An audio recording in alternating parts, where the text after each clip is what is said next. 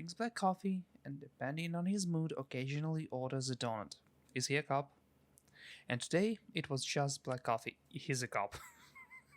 And I recognize that stare anywhere. Hello there, name is Nick, and welcome to Stillwater, a visual novel about a detective who ventures off to help some woman to figure something out about her grandpa, I guess.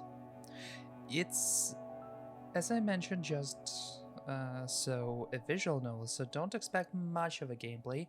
It's gonna be mostly just me reading stuff, accompanied by pretty awesome art from what I saw. This is a work of fiction. Can I hide the menu? Thank you. The resemblance to any real-life people is purely coincidental. This game contains depiction of horror, mature themes, violence, and strong language. Viewer discretion is advised, and yes, if you don't like any of the things that is listed here, please don't watch further because, well, it's gonna get spooky. I'm sorry, but I can't stay here anymore, Nina. I feel like I'm going crazy. Calm down, if we can just talk it out.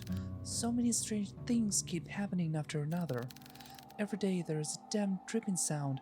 I thought it was just something leaking at first, but I checked every faucet, every ceiling, every pipeline, and still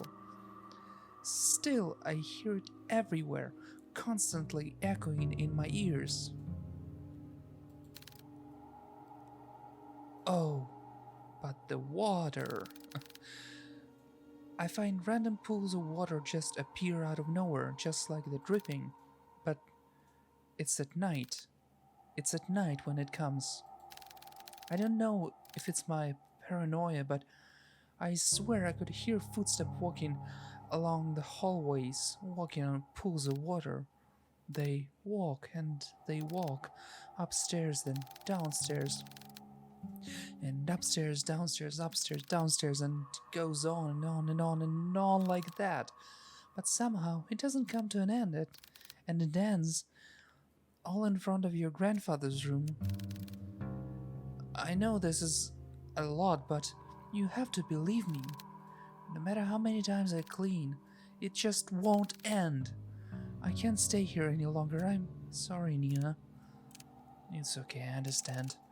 Thanks for taking care of my grandfather. Nina, please listen to me. I don't know what's happening around here, but the woman on the phone cautiously looks around before speaking again in a hushed tone. Something's terrible is lurking through this house. I don't know what it is, but please, as soon as you get back, take your grandfather and just leave this place. I can't just leave, that's my home. Please, Nina, this place, it's not safe. I don't know what you saw, but I can't just leave things like this. It's... Oh, I can see the shadowy figure there. Oh, I don't like that. It's my home.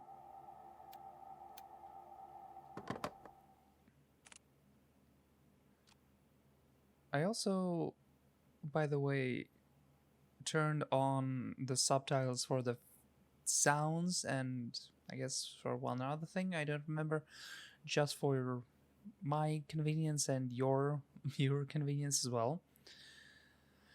Amid a foggy morning, there sits a man by the corner of a booth. He drinks black coffee and, depending on his mood, occasionally orders a donut. Is he a cop? And today it was just black coffee. He's a cop. And I recognize that stare anywhere. He's done for on his job. I swear I've never seen that amount of paperwork in my life. A freaking mountain worth of it. You're a valuable member of our team, Hugo, my foot. I'm starting to believe that I was bamboozled into joining their agency. Hugo Laurent, age 13, takes a good look at his cup of joe and chugs it all in one sitting. Why does it have the name of Cup of Joe. I keep hearing that in different TV shows, in different videos. I never understood why. Can somebody please explain to me? He then continues to grumble to himself about last night's grueling work at the office. I really need to find a different job. Yeah, you do. And this is going to be your last case, let me remind you that, right?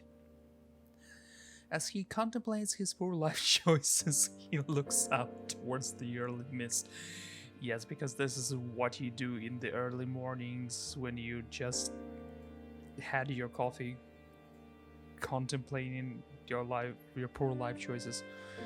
There was something inherently terrifying about the fog to him, how it engulfs everything and nothing. Even if it disappears, it always leaves behind traces, proof of it remaining. Even in a quaint little town like this, I can't even run from my fate, I guess. Hugo finally stares at the compiled newspapers clipping he put together, some of them from recent events, but mainly all were past headlines of missing person cases. No matter how many times I see this, it is still just as hard to look at. Fixating case after case, he can't help but remind himself that there's a reason for all of this. An all too personal reason. Seeing strange things come with a price. In the end, I'm the one doing this to myself. Sounds rough. Mind if I join? An annoyingly familiar voice interrupts his train of thoughts. He slowly looks up to see the one responsible, although reluctantly. Good morning, Hugo. Hugo scowls and turns away from him. He then gathers the files and shoves it back into the binder.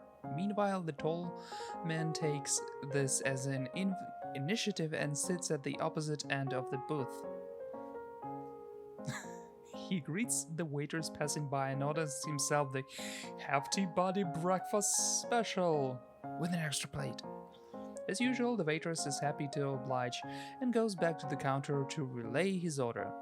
The man then looks back at Hugo. He sees the empty cup and the now jumbled newspaper clippings, all the while Hugo is trying to ignore him. You really should eat something with that black coffee. Not ordering any donuts today.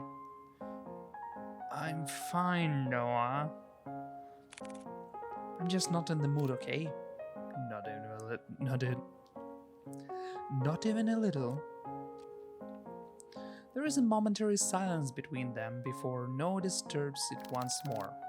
Well, too bad for you. I ordered a big breakfast for the two of us. Two? As if the world could grace Noah with an even more perfect punchline, the food arrives. This does look appetizing, like amazingly appetizing. What's that, like 1, 2, 3, 4, 5, 6, 7 pancakes? Yeah, 7 pancakes, a bunch of whatever those are with the ketchup, some sausages, bacon, eggs, and 1 coffee. Really? Why the hell did you order for the two of us? Just eat what you want to eat. Don't worry about me.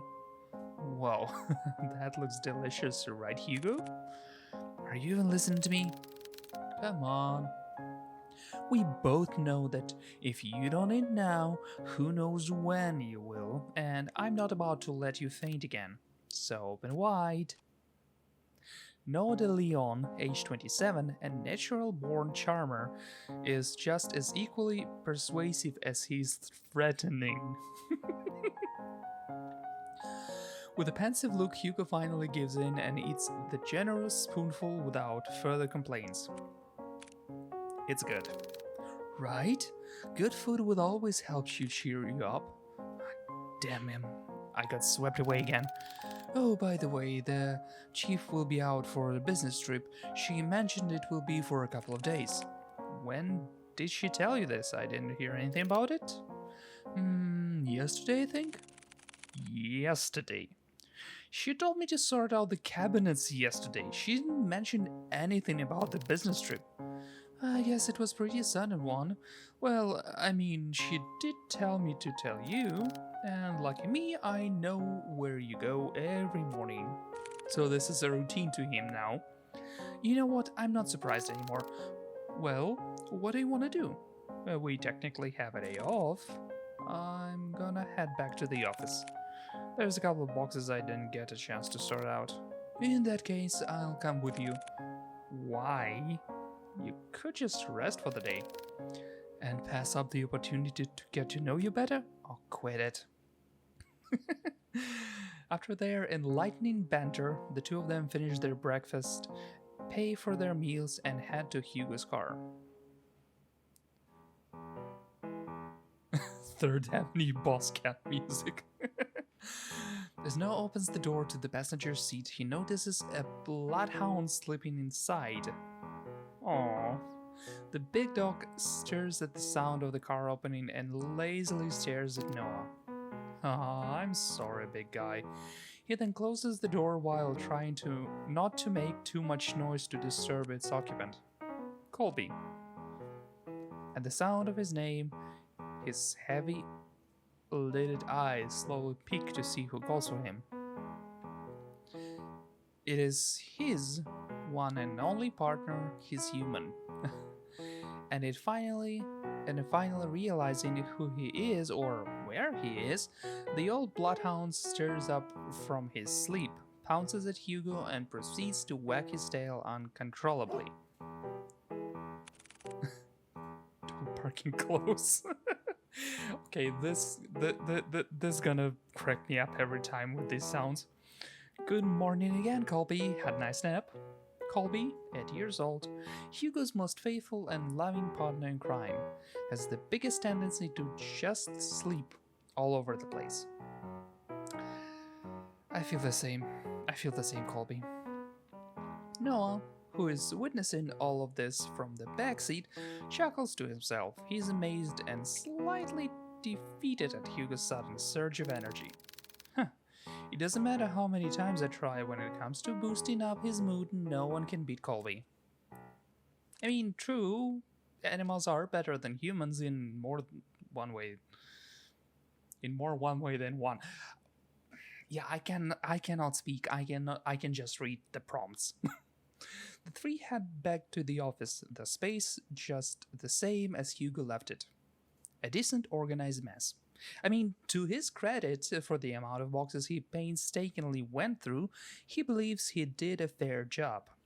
Albeit, could have been better. Whoa, you really outdid yourself, Hugo. It looks less crowded. Ah, shut it, will you? I said I was gonna get to it. Thanks, boy. Before Hugo could continue to give deserved headbats, he notices someone. A woman stands timidly, peering outside from the storefront. The woman appears a bit frantic. Disheveled and wearing ill-fitted clothes, she appears to be distressed about something. When she finally makes eye contact with Hugo, she immediately rushes in. I'm sorry. I know that the close sign is up, but I saw you come in and I... Are you alright, miss? I need your help. My grandfather, he... Before she can continue, Noah swiftly intervenes. It's okay. We'll hear what you have to say. So please, why don't you take a seat? Noah gestures to one of the empty chairs. The poor woman hesitates for a moment before heavily sighing and in relief. She then walks towards the corner of the room and sits on the sofa. Can you start off by telling us your name? I'm sorry for earlier. My name is Nina Mortimer. I need help watching over my grandfather tonight. Watching over your grandfather? Yes. I'm sorry, Miss Mortimer, but I don't quite understand. Is he in danger? I'm afraid he is. Miss Mortimer, if that's the case, wouldn't contacting the police be better? No. I've tried requesting their help, but they all gave me the same answer. Yeah, look at her face, how distraught she is. There's nothing they can do about it. If only I knew who Louis was. Louis? Nina fidgets at the name. She looks to the side before reaching out from her bag for an antique letter. My grandfather, he received a cryptic message the other day. It didn't come with an address or the name of the sender. However, the only thing I did pick up was that name. As she hands over the letter, Hugo notices her hand slightly shaking. Whatever lies in this note must have shaken her this badly. Delicately, Hugo removes the content of the envelope and unfolds it. At first glance, it seems like a very normal written message, a person named Louis asking the other, Henry, to come meet him by the lake at midnight. Yeah, not suspicious at all, needing to share something important with him. However, what's eerily striking about this letter is not the message itself. Rather, at the bottom of the page, a sentence far more disturbing is written. I'm coming for you, Henry. Were there any other that are like this? Yes, a few of them. I thought it was a sick joke at first, but this one was different. Up until now, I've never heard of anyone by that name. Not a relative or family friend, but they clearly know who my grandfather is. If I don't do something about this, I'll lose him too. Just by uttering the words alone, Nina breaks down. Hiding away her tears-streaked face, she begins to quietly sob to herself.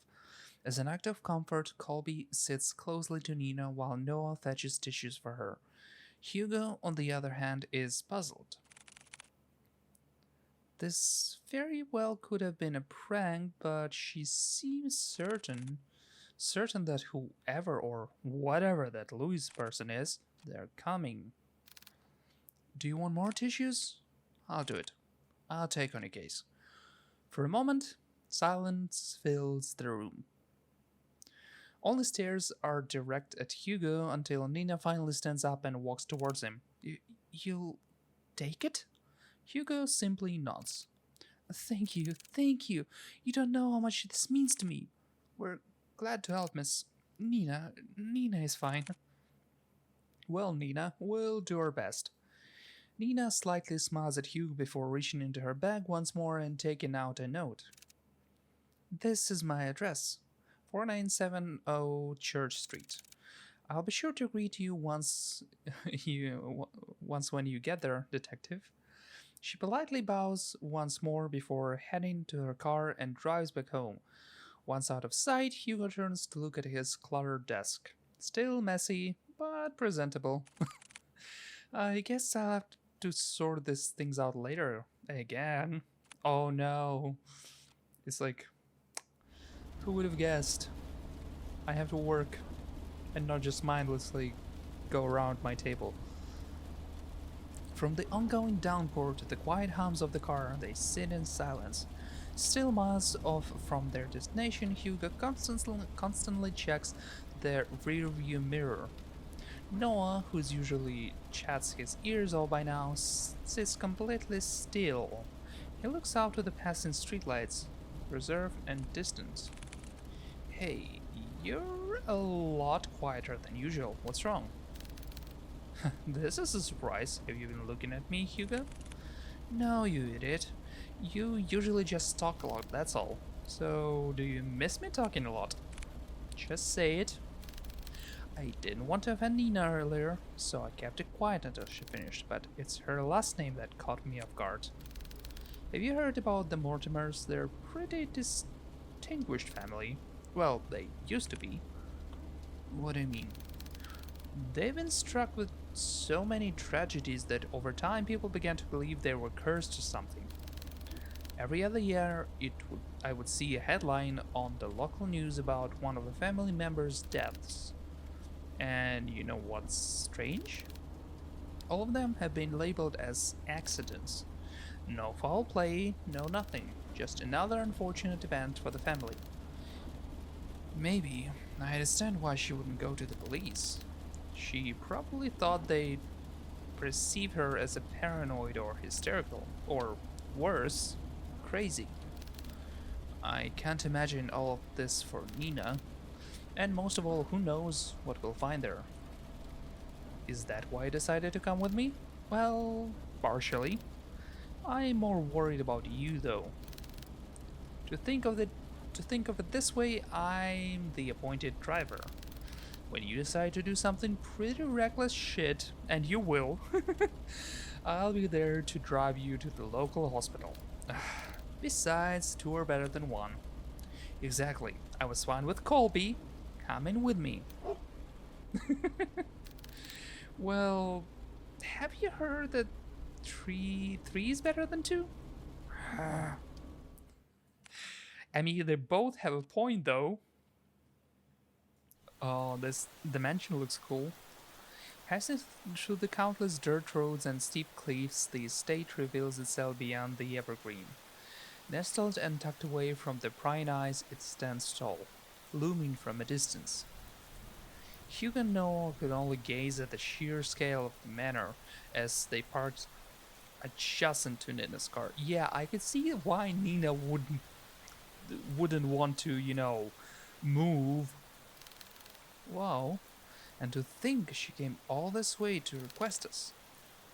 It took us more than a couple of hours to get here. Maybe she really didn't have a choice. What do you mean?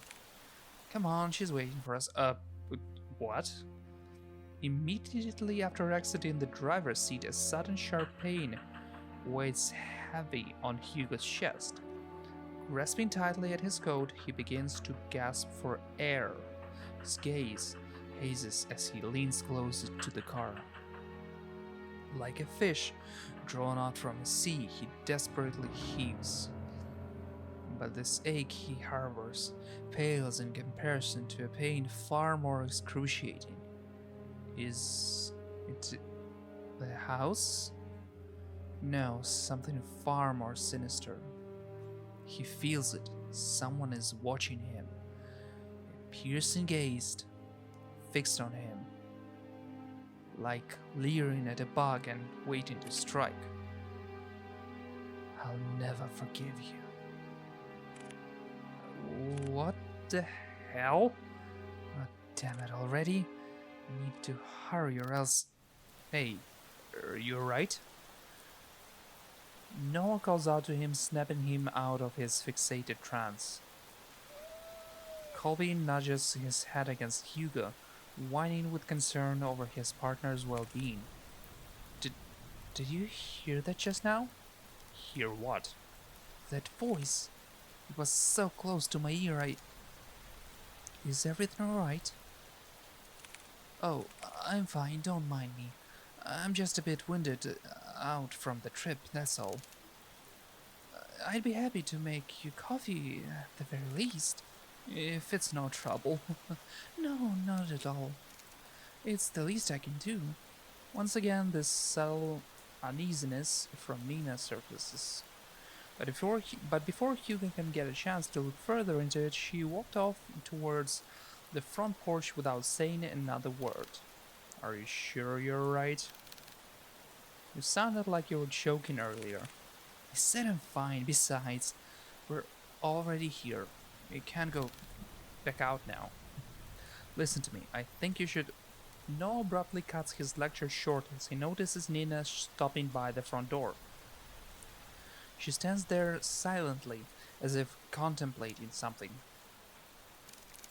I know this may sound rude, but I didn't get a chance to know your names. Well, you were pretty out of it when you walked in. I'm really sorry about that. No worries. This is Detective Hugo Laurent, his assistant Colby, and I'm his second assistant, Noah de Leon. It seems so surreal, just like a cartoon. Because this is something that people say. Nina meekly smiles before turning away from them. I haven't been quite honest with you, Detective Laurent. Just like before, as if carefully choosing her next words, she decides that in this situation, words are not enough. You'll see for yourself what I mean. And with that, Nina enters the house, leaving the three to follow behind. Hugo is about to enter through the foyer when he felt a tug on his arm. Don't forget what I told you. If something happens, let me know right away. You'll be the first to know. And with that, Noah releases his grip on Hugo. They proceed to head in, not knowing what awaits them beyond the door. Greeted with a frightful lit hallway, Hugo notices the interior is just as grand. Adorned with the floral accents and antique paintings, it exudes an elegant charm found only in a resplendent house such as this. I'm gonna be so much better in English after this game. Like resplendent. Is that even a word? However, Hugo notices something even more distinct than the splendor. Splendor, man. This house is much more terrifying inside than out. Please, come this way. Bracing themselves, they enter the dimly lit drawing room. At first glance, Hugo could not discern the silhouettes situated at the far corner. However, on closer inspection, he now understands the reason for all of Nina's unsettling vagueness. Grandfather, we have guests. Sitting on the armchair is a young man. He's dressed in white-collared down-dress shirt tucked in with black slacks and black penny loafers. Staring only at the window, the young man sits there dazed with little acknowledgement of the people around him. Still, motionless, like a doll. Grandpa, these are the people I spoke of. This is Detective Laurent and his two assistants, Colby and Noah. They're going to help us. Even after introducing them to the head of the Mortimer estate, Hugo and Noah could not help but be unnerved. The man before them is supposed to be frail and older than any of them, and yet here he remains forever unchanging, forever young. They've come a long way, so I'll be making some coffee. Would you also like some, Grandpa? The young man still does not reply back, never glancing at Nina or anyone else in the room, only fixed on the rain. I will be sure to make a cup for you too. She then timidly gestures to Hugo and Noah back to the foyer. Bearing more questions, the two follow Nina outside. But before they leave the drawing room, Hugo takes one last look at the young man. There is an all too familiar air about Henry Mortimer. His eyes are similar to his own. Whatever he must be longing for, Hugo knows it will not end well. Oh, this is just perfect. So, he is cursed. Nina, that man. Yes, he is my grandfather, the one I asked you all to watch over. I know it's hard to believe, but Nina draws something out from her pocket. It's an antique picture of a young man with a slick back hair wearing a luxurious suit. He appears to be poised and refined, a complete contrast to the current Henry Mortimer. This isn't much to go by, but I swear he is the same person. Then why does he look so young? It happens a few nights ago. I was on my way to get a cup of tea when I heard a loud thud coming from my grandfather's room. I was worried that something fell over, so I went to go check. When I opened the door, I found him collapsed on the ground. I rushed to help him up, but when I did, he looked so different. So many things were rushing to my head, and yet he felt so familiar to me. He wore the same clothes that my grandfather wore that night, and his face. I recognized his face. He just looked younger. It was also the same night I found that letter. It was next to him, already opened. I'm sorry again for all of this. No matter who I went to, they either said something was wrong with me or my family. With everything going on, maybe they're right.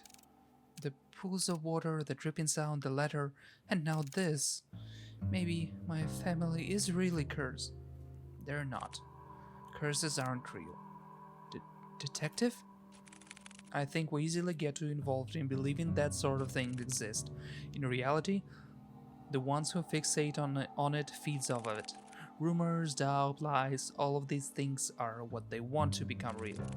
Deep-rooted emotions like that can't possibly be healed or fixed right away, but like a curse, those emotions drag other people down with them.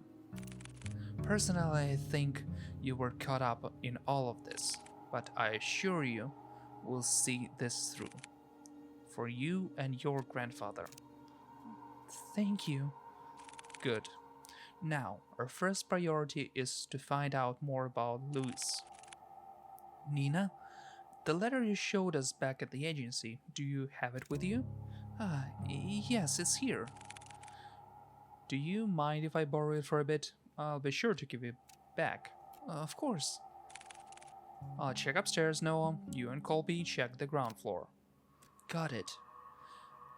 Before they leave to do their own investigations, Hugo grabs a hold of Noah's shoulder. He leans in close enough for Nina to not hear. Keep a close eye on Mr. Mortimer and Nina, especially Nina. Okay, I'm counting on you. And you too, boy.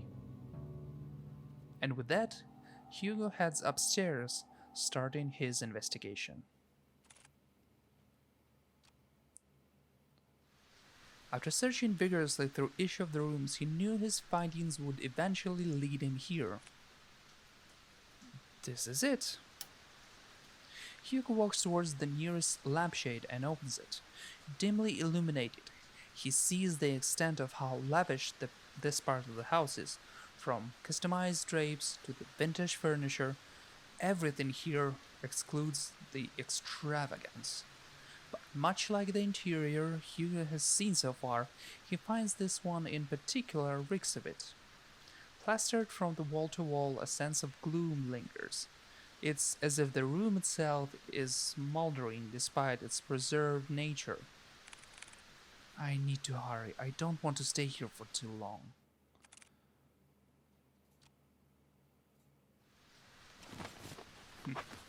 Searching through personal items. He searches and searches, still with no sign of anything. Not one thing pertaining to Louis. Damn it! Nothing? It's as if he cleared out everything, just blank everywhere. No, it has to be here. I'm just missing something. He ponders again before remembering the letter. This is the only proof Louis existed so far.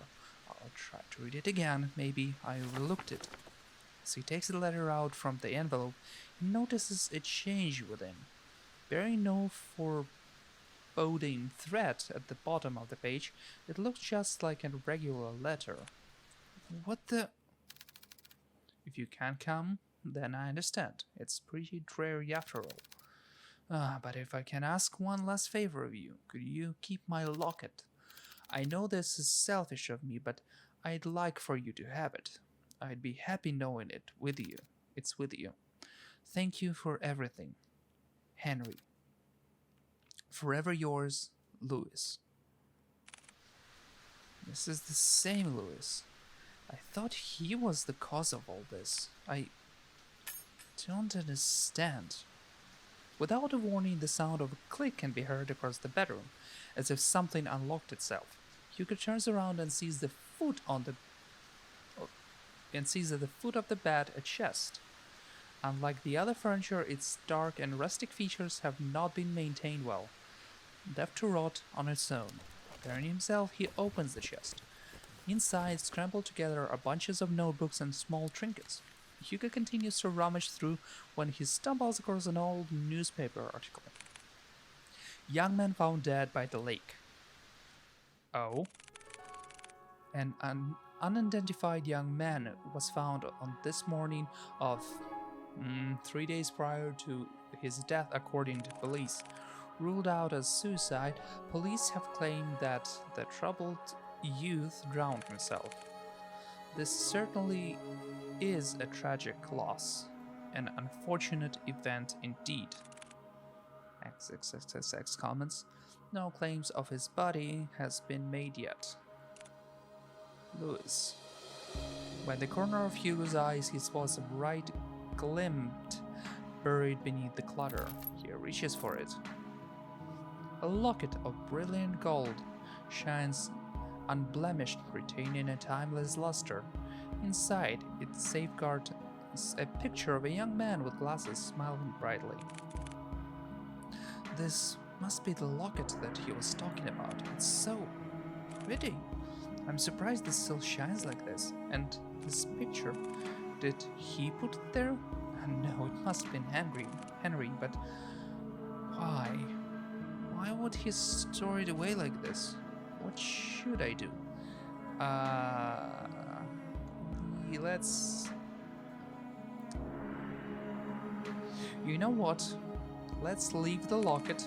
I think it's best to put it back for now. Hugo is about to put everything back into the chest when he feels a wet and cold sensation crawling up his leg. What? Water? A pool of water relentlessly spreads across the floor, already seeping into the chest. Oh, damn it, no! Suddenly the lights shut off. A scream is heard, followed by a myriad of shouts. Hugo is about to call out to Noah, but stops at the sight of the pale feet before him. Looming over him stands a tall and ominous figure. His face is shrouded in complete darkness, devoid of any human emotion. It appears as a young man, but Hugo knows that it's far from it. No, this is the very thing is trying to imitate a human form, trying to be human. Hugo could only stare back. Paralyzed with fear, he is forced to watch the horror as it slowly creeps towards him. It's just like before. The sensation of someone staring at him from within, but this time it's drawing nearer, inching ever so closely. The words to call out to Colby or Noah fail to reach out. Lodged into his throat, he struggles in pain. With his breathing shallows, he tries to force his body to move. And then it stops. Looking down at Hugo, filled with nothing but malice and contempt, it speaks. Don't get... What was that? All of a sudden, the door to the bedroom slams shut and the entity disappears. The tension from his body finally releases its agonizing grip, and he gasps desperately for air. His vision blurred and breathing checked. He staggered towards the door. He yanks and handles several times, but it's tightly jammed. Fuck. Noah, Colby. To his dismay, he is only greeted with silence at the other end of the door. Damn it. From a distance, he faintly hears the sound of Colby's relentless barking as it gets further away from the house. Hugo rushes towards the window. He tries to pry it open, but just like the door, a heavy force prevents him from doing so. Oh, fuck this. Frantically looking around the room, he spots a nearby chair. Without a moment sooner, Hugo grabs the chair and starts to strike the window. Bit by bit, the window cracks get larger with each blow, splitting off smaller pieces. What the hell is this thing made out of? Still trying to catch his breath, he musters all the strength he has left for a final blow. Damn, you just break already! Clearing out the remaining glass shards, Hugo peers his head out to see any railing he can grab a hold of. However, he discovers instead that the wall adjacent is covered in ivy. Despite how heavy the rain has drastically become, he reaches out for it, grabbing a handful of the vines. Carefully, he climbs out the window, gripping tightly and making sure he doesn't lose his footing. Yet to his luck, the patch of vines he clutches starts to tear away from the wall. Out of desperation, he struggles to find his grip on another but fails when his hand slips out of reach. Shit! That was a rough landing. Clambering wildly as he loses grip on the ivy, he crash lands down onto a thicket of bushes. Air forced out of him. He heaves uncontrollably, trying to even out his breathing, but even that is laborious, and immense pain spreads across not only his back but his entire body. Oh God, I'm getting too old for this. You're not even 30, and yet I can just relate to that. Although his body screams out in pain, he forces himself up. Oh, there's still time. I can do this. I have to do this. Staggering feet and haggard breathing, he makes his way to the place where it all started. To the lake, where this tragedy starts and ends. It's midnight then. Huh. Finally entering through the park, Hugo calls out to Colby and Noah. Colby? Noah? Where are you? He hears faintly the sound of barking and echoes of people yelling in the distance. He rushes towards the echoes, guiding him through the downpour. With his heart racing and blood rushing to his head, he finds his way to the lake.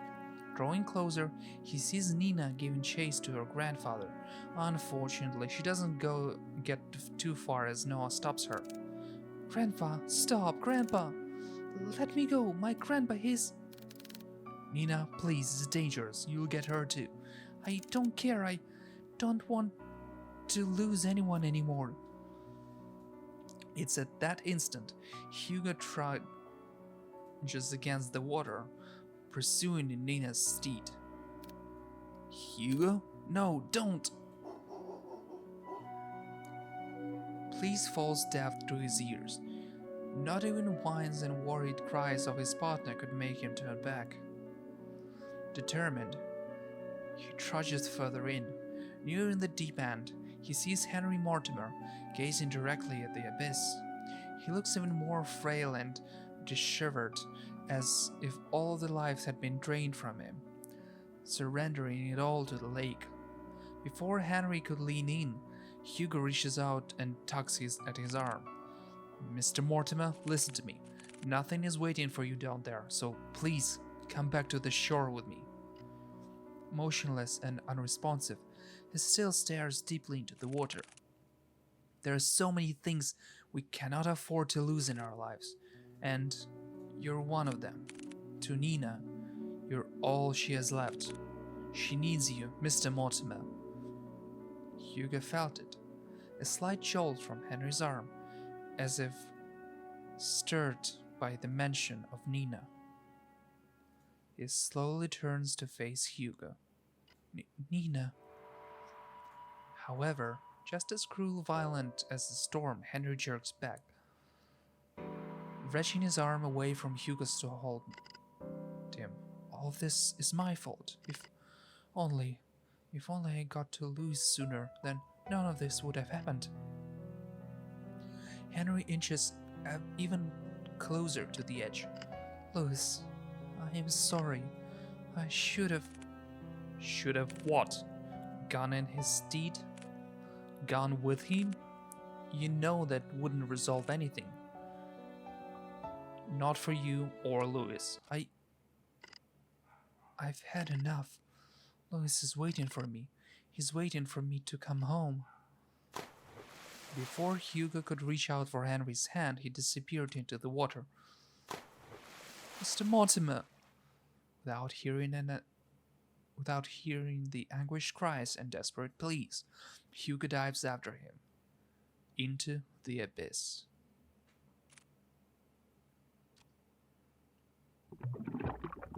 Plunging into icy waters, Hugo feels shock running rampant through his body, like spikes continuously piercing from his legs to the tips of his fingers. fiercely and unyieldingly. His chest tightens and his heart races as he begins to kick his legs, hoping whichever way he goes, he'll find his way to Henry. Swimming deeper and deeper in, he sees faintly a figure slowly descending into the darkness.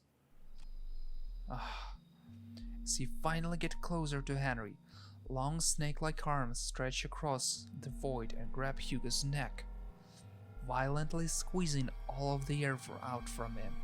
He tries desperately to wrench his hands away, but with each struggle, Hugo's movements begin to weigh heavier and heavier. Water filling into his lungs as his vision starts to blur. The cold numbness spreads. Tired and motionless, he watches on as the abyss draws near, swallowing him, embracing him. Let's share this happy ending together. Oh wow, a mermaid's tail. Okay, can I?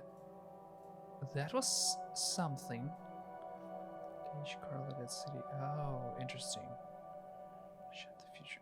Okay, no, this is not it. Load. Of course I didn't load. Well then, so now let's take the locket and see what it would give us. I should probably hold on to this for now. Hugo's about to put everything back. Yep. The water again. Sure. I'm wondering what can be different here. Is anything gonna be different now?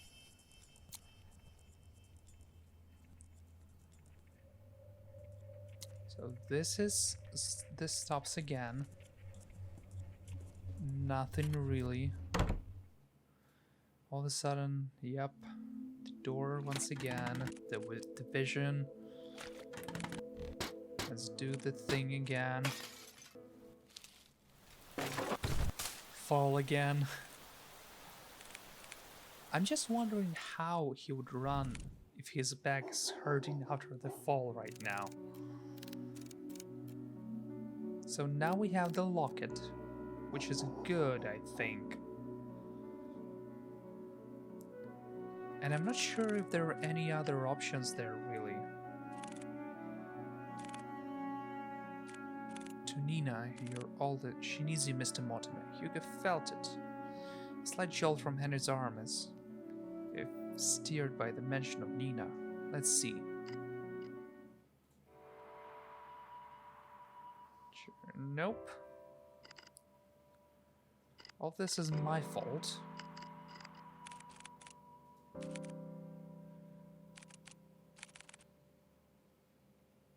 I read what he wrote you those years ago. He understood if you didn't want to come see him. But the thing, Mr. Mortimer, Louis never thought anything less of you. The locket is proof of that. Louis's locket. Yes, it's the symbol of his love for you. That's why you don't have to shoulder all of that pain by yourself anymore. We can talk about it, and about you and Louis. All of it, together. Hugo stands not only his hand to him, but a promise. A promise that Henry had yearned for so long, and look at his eyes. They're back to normal. A way to forgive him. He hesitates at first. What fool believes in a deserved forgiveness? Such a thing doesn't exist. And yet, despite everything, Hugo still reaches out to him. To a stranger. Maybe he can do something. Just as he was about to reach out for Hugo, a hand slithers around Henry's instead. Oh god. Its arms unnaturally contort around him, while its head perches on his shoulder. This thing. This Louis is no longer pretending to be human. With piercing cold green eyes, it glares directly at Hugo, mocking him, cursing him, wishing nothing but despair. We can be saved? We can be forgiven? There's only one true way out of this. I will share with you. Before Hugo could reach out to Moto's hand, it disappears into water. And there he goes again, into the abyss. Plunging into icy waters, Hugo feels shocks running rampant through his body. Yup. Anything else? Please? Louis, where are you, Louis? It's looking for Louis? Digging deep into his coat pocket, he grasps tightly in his hand the locket that Henry kept and had long forgotten, holding it out as it shines ever so brightly in the dark. Ah, there you are. It releases its grip on Hugo and instead reaches out for the locket. Taking this as a chance, he drops the chain and kicks with all his might to grab Henry's arm. With his heart burning and his body screaming, he swims desperately to the surface. Almost there, I just have to... As the lights from the surface begin to blur, Hugo makes one last attempt to reach for it.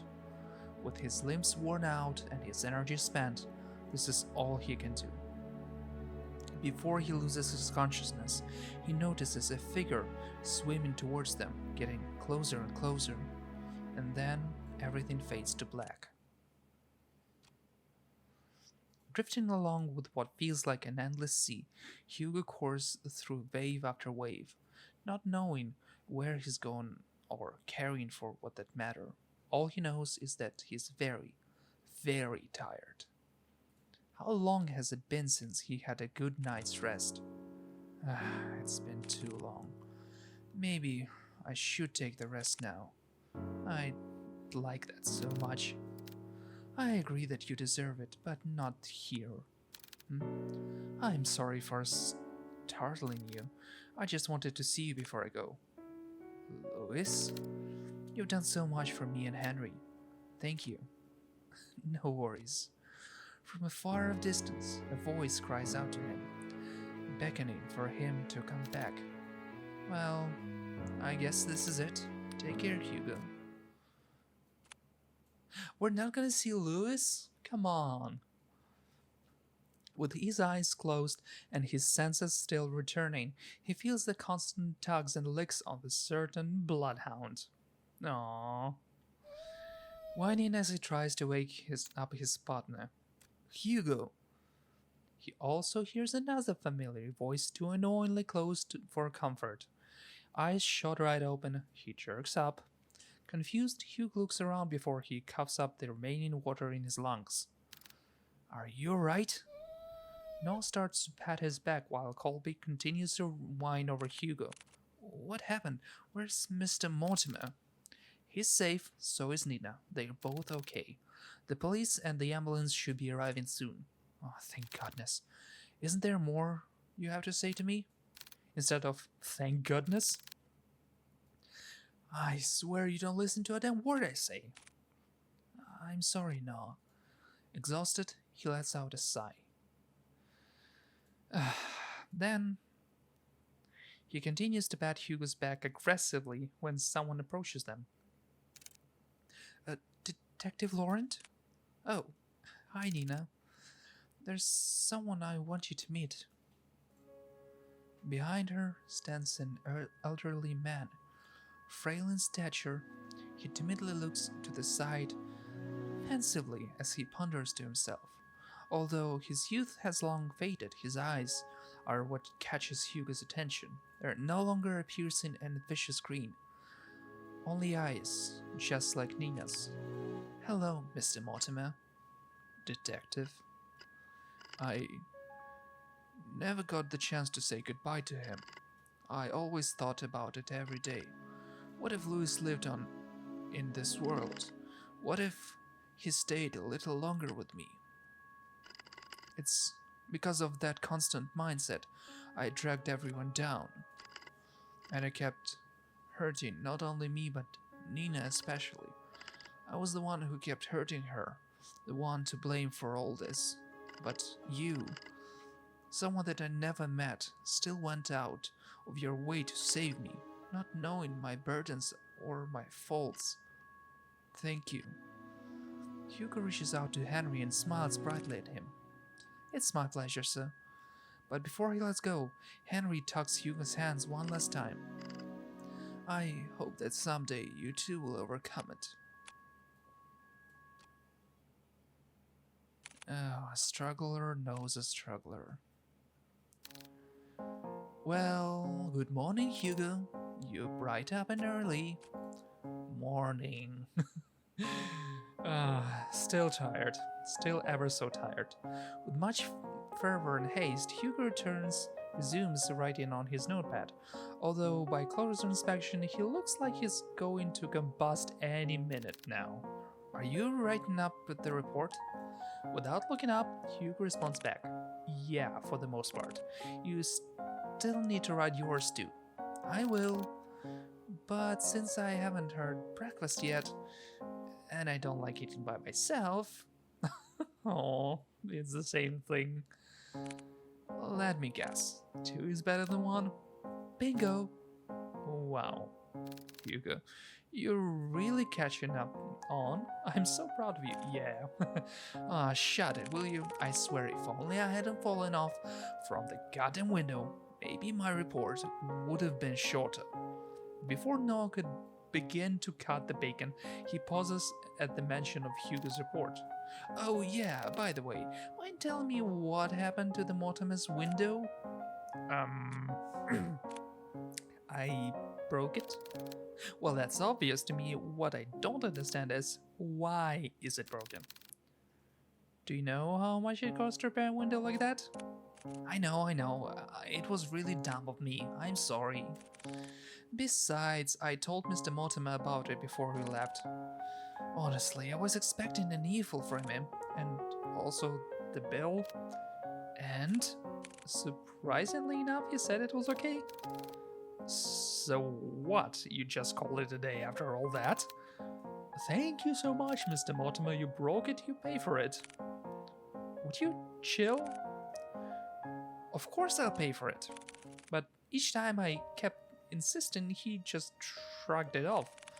Said that we already went through a lot for them, so this was nothing in comparison. You know what? He's right. After all that we went through, I deserve at least a nap. Hugo puts down his pen and proceeds to head for the couch. Colby follows after him. Wait, what about the breakfast? I'll eat it later. It's nap time now. Heavily signing, Noah sets aside the food on his desk and joins the other two at the couch. Aw, look at all of them. Oh, I'm getting old. I mean, you're... Shut it. 29 is not an old age. Yeah, shut it. Colby whines, asking for head scratches. Aw, sorry boy. Silently, Hugo scratches the back of Colby's ears as he leans closer to Noah. You know, I am glad that you came along yesterday. Oh? What's this? Are you getting chummy with me now? Call it chummy or whatever, but I really mean it. If you hadn't said us back there... Look, I told you before, I'll be there whenever you get yourself into reckless shit. Besides, didn't you say this was nap time? Get some rest. You deserve it. You too. A calming silence fills the room as the three fall deeper into sleep. No big parties or celebrations, just each other's comfort and sharing this small but rewarding night's rest. Good end, a night's rest. Thank you for playing. Yeah, okay, this is a much better ending. Because the first one I felt like, oh yeah, that's it? Like, are we not gonna solve the mystery? Are we not gonna get the head scratches and all that? But yeah, we got there in the end. And speaking of the end, this is the ending of this video. So if you enjoyed it, please leave a like and subscribe if you want to see more. As for me, I'll see you in the next one. Bye bye now.